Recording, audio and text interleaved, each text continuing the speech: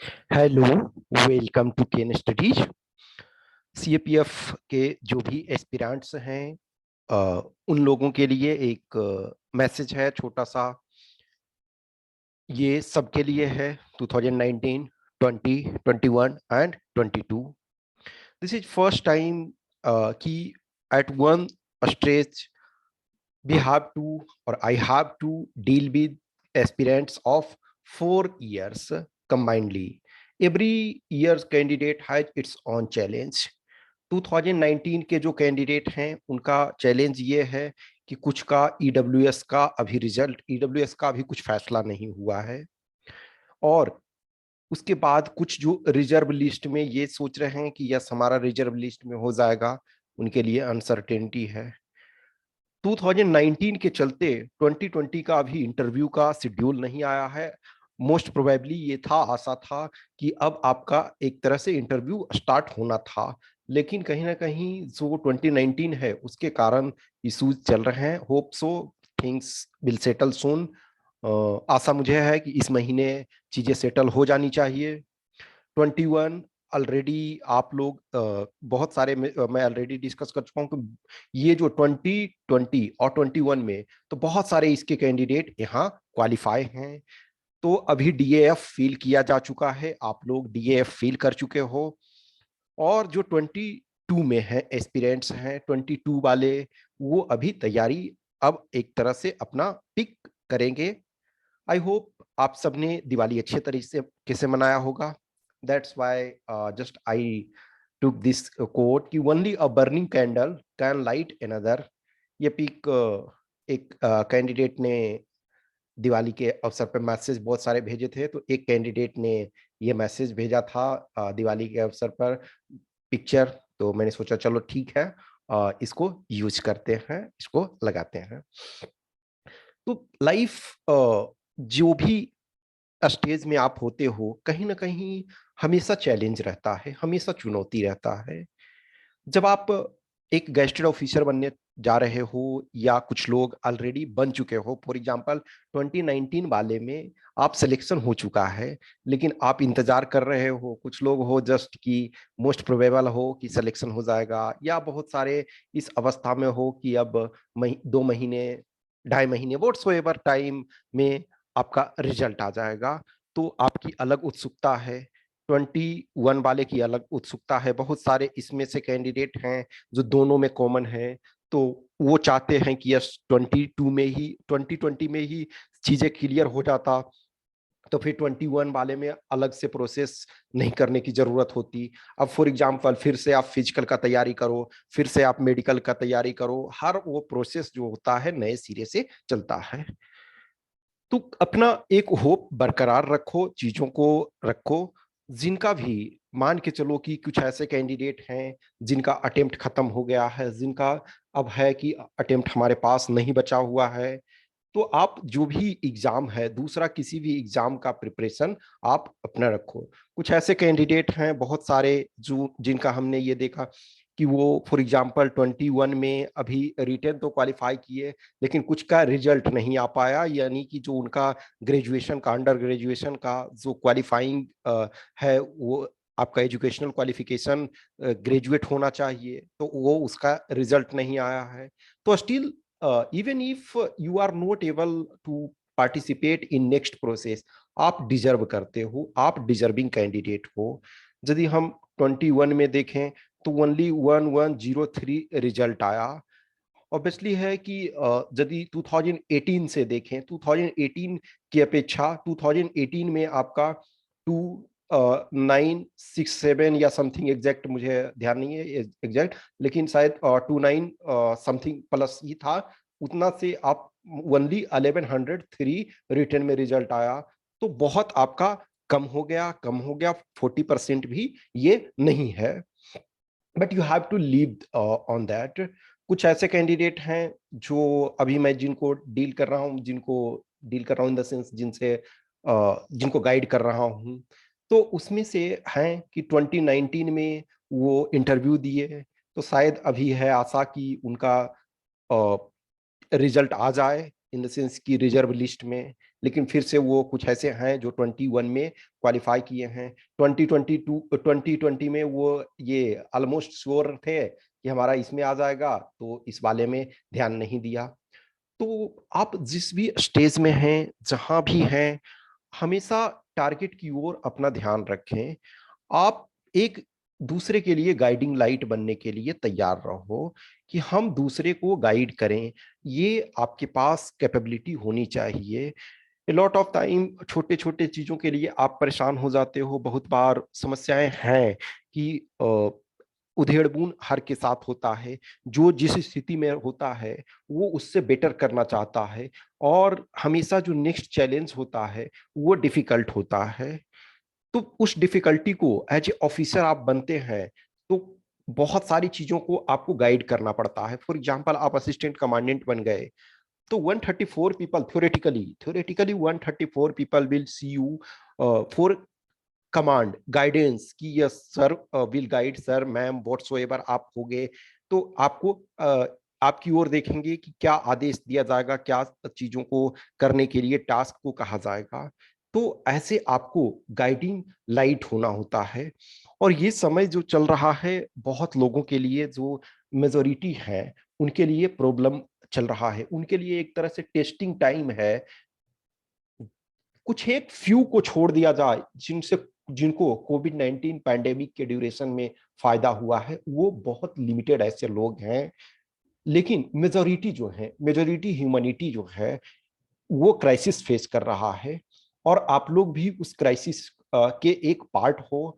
उस क्राइसिस में कहीं ना कहीं जो ईडब्ल्यूएस वाला है, तो ईडब्ल्यूएस नेचुरल कॉज नहीं है, ह्यूमन मेड कॉज है जो भी है। सुप्रीम कोर्ट शायद इस चीज को, इस विषय को पहले ही डिसाइड करना चाहिए था। ऑनरेबल सुप्रीम कोर्ट को ये चाहिए था, क्योंकि ये एक लार्जर इशू है। इस लार्जर इशू से बहुत लोगों का लाइफ एक तरह से स्टॉप्ड है। फिर दूसरी है सिविल सर्विसेज का जो आईएएस वाला एग्जाम है, वो उसका रिजल्ट पूरे आ रहा, सब एग्जाम का रिजल्ट दे रहे हैं। सीएपीएफ वाले में ही मेजोरिटी इस समय प्रॉब्लम फंसा हुआ है। I hope things will settle very soon. जो भी 21 वाले एस्पिरेंट्स हो, आप लोग डीएएफ अपना फील कर चुके हो, डीएएफ अब फील हो गया है, तो अब अपना फिजिकल स्टार्ट करो। फिजिकल के बारे में हम डिटेल जो है, कल वीडियो आपको, कल जो है वीडियो उसका मिल जाएगा कि फिजिकल में किस ढंग से क्या अटेम्प्ट रखना है, क्या अप्रोच रखना है, किस ढंग से चीजों को मूव करना है। बहुत सारे कुछ कैंडिडेट का पर्सनल मैसेज था कि हमें इस इवेंट में प्रॉब्लम हो रही है, कुछ का था इस इवेंट में। तो हम एक जनरलाइजेशन में चीजों को करने की कोशिश करेंगे। जनरल डिस्कशन के लिए हर पर्सन का अलग अलग अपने आप में चैलेंज होता है। लेकिन एक चीज रखो, कॉन्फिडेंस बहुत बड़ी चीज है। मैं खुद अपने एक्सपीरियंस में देखा हूं, या मैं बहुत और सारे लोगों का एक्सपीरियंस में, फिजिकल आपका बहुत टफ नहीं है, इस बात को मान लो। फिजिकल सिंपल सा है। ये फिजिकल आपको करना चाहिए और आराम से। और जो एक कॉन्फिडेंस फैक्टर है, वो बहुत मायने रखता है। जस्ट इमेजिन करो कि 100 मीटर रेस 16 सेकेंड मेल को दिया जा रहा है और 18 सेकेंड फीमेल को दिया जा रहा है। 800 में 3 मिनट 45 सेकेंड मेल को और 4 मिनट 45 सेकेंड फीमेल को। दिस इज इजी, बहुत इजी है। हाँ, अब कुछ लोग यदि प्रैक्टिस नहीं कर रहे हो, या फिर हर का बॉडी स्ट्रक्चर या स्टेमिना अलग अलग होता है, फिर भी एक स्टैंडर्ड की मैं बात कर रहा हूँ। Exceptions are everywhere. कुछ हो सकता है 3 मिनट में भी, बहुत सारे कैंडिडेट हैं 3 मिनट के अंदर रनिंग कर लेंगे, कुछ ऐसे हैं जिनको 3 मिनट 45 सेकेंड में नहीं हो पाता है। लेकिन एवरेज यदि देखा जाए तो ये बहुत मुश्किल नहीं है। आप एक भी दिन अब टाइम को अपना बर्बाद ना करो। मैं डिटेल कल डिस्कस करूंगा सारी चीजों को, आपका फिजिकल किस ढंग से करना है प्रॉपर तरीका से, जो मेरे से एक एवरेज में लगता है कि सामान्य कैंडिडेट को बताने लायक, वो मैं करूंगा। जो 22 के जो एस्पिरेंट्स हैं, तो अब आप हमेशा ये देखो, यदि आपने 21 में एग्जाम दिया, नहीं हुआ, 2 number 5 number 10 number, actually exact तो आप नहीं कह सकते हो कि किस कारण से नहीं हुआ, या आप पेपर 1 में आपको एटलीस्ट आइडिया हो है कि हम पेपर 1 में अप्रोक्स कितना किए। दूसरे को आप कुछ भी बोल सकते हो कि हमारे मार्क्स इतने आए, लेकिन at the bottom of your heart you are knowing कि हम इतने पानी में हैं, हम इतने लाए हैं, या आपका पेपर 1 खराब हुआ है तो आप इस पे फोकस करो, पेपर 2 खराब हुआ है तो आप इस पर फोकस करो, पेपर 1 और 2 दोनों एवरेज आप हो लेकिन कंबाइंड कट ऑफ शायद क्लियर नहीं कर पाए हो तो उस पर ध्यान दो। हमेशा टारगेट रखो कि जो कट ऑफ जा रहा है उससे अप्रॉक्स 30 मार्क्स आपके ऊपर होने चाहिए फाइनल सिलेक्शन के लिए। दिस इज एवरेज की मैं बात कर रहा हूं। ये हो सकता है कुछ ऐसे हैं जो इंटरव्यू में एक्सेलेंट कर ले, 110 प्लस आप ले आओ तो यदि आप एकदम बॉर्डर पे ही कट ऑफ पे हो तब भी आप सिलेक्शन हो जाओगे। लेकिन ये आपका टारगेट होना चाहिए कि पेपर 1 प्लस पेपर 2 कंबाइंड जो कट ऑफ जा रहा है उससे हम 30 प्लस मार्क्स लाएं। मार्क्स हर दोनों सब्जेक्ट में, दोनों मींस पेपर में आता है, लेकिन पेपर 1 आपका अधिक स्कोरिंग है। पेपर 1 में 100% मार्क्स मिलता है ना, जो सही है। पेपर 2 में 100% मार्क्स का प्रश्न नहीं होता है। वहां है कि आपने किस लेवल का लिखा, वहां नेगेटिव मार्किंग नहीं है तो 100% भी मार्क्स नहीं है। ये पेपर 1 में नेगेटिव मार्किंग है तो 100% मार्क्स है। थ्योरेटिकली कोई स्टूडेंट जो है वो आपका 250 में से 250 ला सकता है, लेकिन पेपर 2 में 200 में से 200 किसी को नहीं आएगा। ये दिस इज प्रूवन फैक्ट। तो पेपर 1 में आप कोशिश करो कि मैक्सिमाइज करने का। अब इसके लिए बेटर क्या है, कम से कम आपका लक्ष्य होना चाहिए 160 मार्क्स लाने का, मिनिमम 160, डिपेंडिंग ऑन, अब उसके बाद होता है कि पेपर का क्या एवरेज होगा, जो डिफिकल्टी लेवल क्या होगा। एवरेज पेपर है तो 160 का आपको टारगेट रखना चाहिए। पेपर 2 भागने की जरूरत नहीं है कि हम, हमारी इंग्लिश अच्छी नहीं है या हिंदी अच्छी नहीं है या व्हाट्सोएवर अच्छी नहीं है, राइटिंग स्किल्स, या यूपीएससी कैसा पेपर सेट कर रहा, ये समस्या नहीं है। आप प्रॉपर तरीका से चीजों को करो। हर कैंडिडेट में पोटेंशियल है, हर कैंडिडेट अपने आप में एक डिजर्व करता है। कोई भी कैंडिडेट ऐसा नहीं है कि 100% पर पहुंचा हुआ है और कोई भी कैंडिडेट 0 पर भी नहीं है। आप बीच में अटके हुए हो तो बीच में हो, उसको थोड़ा सा पुश कर सकते हो। कहीं भी मैं प्रैक्टिकल में देखा हुआ हूँ कैंडिडेट बहुत इंप्रूवमेंट किए जो कंटिन्यूटी में रहे। लॉट ऑफ कैंडिडेट, मैंने बताया ना कि इस समय 10 प्लस कैंडिडेट हमारे पास हैं ऐसे जो कि दोनों ईयर में क्वालिफाई हैं, 20 और 21, और यदि 2019 को भी हम शामिल कर लें तो ऐसे करीब 15 कैंडिडेट हैं जो किसी 2 ईयर में क्वालिफाई करने वाले, ये जिनको मैं जानता हूं। मैं सबको नहीं जानता हूं। लास्ट वीडियो में मैंने बताया था कि करीब 80 कैंडिडेट हमसे मैसेज कर चुके हैं। अब वो नंबर धीरे धीरे हर डे कुछ ना कुछ ये बढ़ते जाता है। तो यानी कि 2021 है तो उसमें 100 के आसपास कैंडिडेट से हमारी, हाँ कुछ का है कि मैं नाम नहीं जानता हूं, बस वो मैसेज करते हैं, मैं रिप्लाई कर देता हूं, ठीक है। तो ऐसे 100 के आसपास कैंडिडेट से हमारा जो भी है कांटेक्ट मैसेज के थ्रू, उन्होंने मैक्सिमम कैंडिडेट का क्या है डीएफ फिल करने में अभी इधर जो प्रॉब्लम, कुछ हमारे हमसे लंबे समय से जुड़े हुए हैं। कुछ लोगों से बहुत खुशी होती है कि जिनको एक्चुअली, जिनसे मैं जुड़ा हुआ नहीं हूँ डायरेक्ट में, वो हमारे वीडियो को देख रहे हैं, हमसे जो भी है मोटिवेशन ले रहे हैं, लेकिन अचानक बोलते हैं कि sir thanks for guiding me, I was following you and I qualified, it helped a lot. तो मुझे रियल में बहुत खुशी होती है। इस बार seriously this is most happiest moment for me कि इस बार बहुत ऐसे कैंडिडेट हमारे हैं जो हमसे जुड़े हुए हैं डायरेक्टली और इनडायरेक्टली। उन्होंने बोला कि सिविल सर्विसेज का भी मेंस लिख रहा हूँ। तो ये बहुत खुशी की बात है कि बहुत सारे ऐसे कैंडिडेट, कुछ कैंडिडेट जो दोनों ईयर में 2020 और 21 के रिटर्न भी क्वालिफाई हैं असिस्टेंट कमांडेंट का, और वो सिविल सर्विसेज का भी मेंस जनवरी में जो होगा उसको लिखने वाले हैं। तो ये रियली खुशी मिलती है। कहीं ना कहीं आप यदि मेहनत कर रहे हो, कंटिन्यूटी में रहते हो, डर सबके पास होता है, डर फैक्टर, एक जो फियर फैक्टर होता है वो सबके पास होता है, थोड़ा थोड़ा रहना ही चाहिए। वो जो कहते हैं ना कि महाभारत के युद्ध में एक स्टोरी है एक छोटी सी, उसमें कर्ण कहता है, कर्ण के सारथी शल्य रहते हैं, जब अर्जुन के सारथी कृष्ण रहते हैं, तो कर्ण और अर्जुन में युद्ध होता है। तो कर्ण चाहता है कि शल्य उस जो हैं कृष्ण के बाद सबसे अच्छे सारथी हैं तो वो रहे। तो कर्ण कहता है शल्य से कि सामने का दृश्य देखिए, सामने का दृश्य बड़ा ही मनोरम है, 4 श्वेत अश्वों वाला रथ, जिसके सारथी स्वयं वासुदेव और उसका रथी अर्जुन जैसा महारथी हो, ये दृश्य महादेव के अतिरिक्त किसी को भी भयभीत कर दे। तो शल्य बोलता है कि तो क्या अंगराज तुम भी भयभीत होने लगे? तो कर्ण कहता है वे काठ के योद्धा होते हैं मद्र नरेश, जो भयभीत नहीं होते हैं। डर सबको अपने अपने स्तर पे होता है। जब हम कोई भी काम को एकम्प्लिश करते हैं, कोई भी काम में लगते हैं, तो एक डर होता है, ऑब्वियसली होता है कि इफ नॉट देन व्हाट। यदि हम मेहनत कर रहे हैं, हम अपना टाइम दे रहे हैं, हम अपनी एनर्जी को इन्वेस्ट कर रहे हैं, यदि नहीं होता है तो क्या होगा? यस, ये होता है। लेकिन एक ध्यान रखो, ईमानदारी से आपने मेहनत किया है तो शायद जो आप चाहते हो वो नहीं होगा, लेकिन कुछ ना कुछ तो आपको अच्छा मिलेगा। आपको मेहनत के मुताबिक जरूर कुछ ना कुछ मिलेगा। यहाँ नहीं तो कुछ और नहीं तो कुछ और जो कैंडिडेट आप इस फेस को से गुजर रहे हो, वो देखते हो, अपने दोस्तों वगैरह से बात करो, अपने और लोगों से। जैसे जैसे अब हर इंडिविजुअल का मैं नेम लेकर के नहीं बताता हूं, इस वजह से कि जो फाइनली सेलेक्ट नहीं हुए हैं, तो मैं इस पॉइंट ऑफ व्यू से उस चीज का डिस्कस नहीं करता हूं। जैसे जैसे जो सेलेक्ट होते जाते हैं, तो मैं उनके बारे में आपको बताता हूं या उनके मार्क्स वगैरह बताता हूं। लॉट ऑफ पीपल हैं जिनको मैं देखता हूं कि यस बहुत लो लेवल से स्टार्ट किए, लेकिन कंटिन्यूटी रहते रहते वो उस अपेक्स लेवल तक पहुंचे।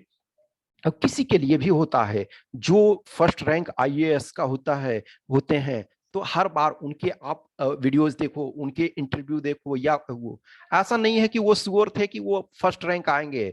उनकी भी लाइफ में स्ट्रगल थी। बहुत ऐसे कैंडिडेट जो टॉप 10 में आ गए, टॉप 15 में आ गए, वो कंटिन्यूअसली 3 टाइम्स 4 टाइम्स प्री नहीं क्वालिफाई कर रहे हैं, उसके बाद भी। जस्ट इमेजिन करो कि कोई 20th रैंक ले आया, for example, continuously last 3 year से प्री नहीं क्वालिफाई कर रहा, उसके ऊपर कितना प्रेशर होगा।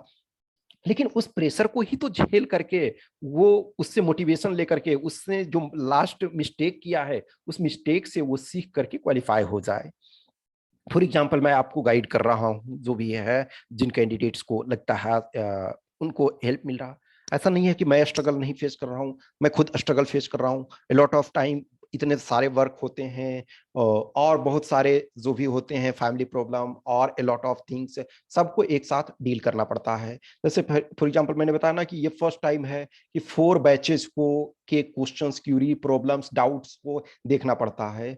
और ऑब्वियसली है, सबके पास लिमिटेड टाइम होता है, इसी वजह से मैं बोलता हूँ कि yes please please please message करो, कि मैसेज का रिप्लाई मैं देर सवेर कर दूंगा। तो हर कोई प्रॉब्लम फेस कर रहा, आप जिस भी अवस्था में हैं, जस्ट इस दीवा स्वप्न में नहीं रहे कि हम अगला बार फर्स्ट रैंक आ जाएंगे। मैंने ऑलरेडी कई वीडियोस में बता रखा है कि बहुत सारे कैंडिडेट मैसेज करते हैं कि सर फर्स्ट रैंक अगला बार आना है, बताइए क्या। और वो रिटेन भी क्वालिफाई नहीं करेंगे जिस अवस्था में वो अभी हैं। तो मुझे लगता है कि वो शायद रिटेन भी कभी नहीं क्वालिफाई कर पाएंगे। लेकिन उसको फर्स्ट रैंक आने की अपेक्षा ये सोचो कि हम मेहनत सही ट्रैक पे कर रहे हैं। प्रीवियस ईयर पेपर्स के क्वेश्चन हम देख रहे हैं, वो हमें कुछ समझ में आ रहा है, हम उसकी ओर चल रहे हैं। बेसिक्स हम क्लियर करें। ये कभी भी सिविल सर्विसेज का प्रिपरेशन करना, civil services in the sense कि आप, हमेशा बोलता हूं कि सिविल सर्विसेज के अंदर ही आप आते हो, तो आप जो भी यूपीएससी के किसी भी एग्जाम का तैयारी प्रॉपर तरीका से यदि आप करते हो, तो you are a blessed person. यदि ईमानदारी से करते हो, आपकी समझ डेवलप होती है, इतनी सारी चीजें पढ़ने को होती है, इतनी सारी। एक इंजीनियरिंग का तैयारी करता है कोई कैंडिडेट, तो इंजीनियरिंग के चीजों को पढ़ता है, उसका जानकारी उसी फील्ड का होता है। मेडिकल का तैयारी करता है, वो मेडिकल के फील्ड का। लेकिन आप बायोलॉजी से लेकर के और न्यूक्लियर साइंस से लेकर के, अमेरिका में क्या हो रहा है, रूस ने कहा हाइपरसोनिक टेक्नोलॉजी डेमोन्स्ट्रेट कर दिया, या मंगल ग्रह पर क्या चल रहा है, और इलॉन मस्क क्या कर रहे हैं, ये सारे के सारे चीजें आपको पढ़ना पड़ता है। इनफैक्ट खास करके सिविल सर्विसेज का जो मेंस वगैरह लिखते हैं, तो इथिक्स से लेकर के सारी चीज आपको पढ़ना है। तो आप पेपर 1 पेपर 2 यदि पूर्ण रूप से सिलेबस देखो, ईमानदारी से आप 1 साल 2 साल तैयारी करते हो, no power on this earth can stop you. ईमानदारी से करोगे तो यस, ये ट्रू है कि हर कोई असिस्टेंट कमांडेंट नहीं बन जाएंगे, हर कोई आईएएस नहीं बन जाएंगे, हर कोई आईपीएस नहीं बन जाएंगे। This is not possible. ईमानदारी से करने वाले भी आईएएस आईपीएस और असिस्टेंट कमांडेंट और सीडीएस में नहीं जा सकते हैं, लेकिन कहीं ना कहीं तो लैंड करोगे।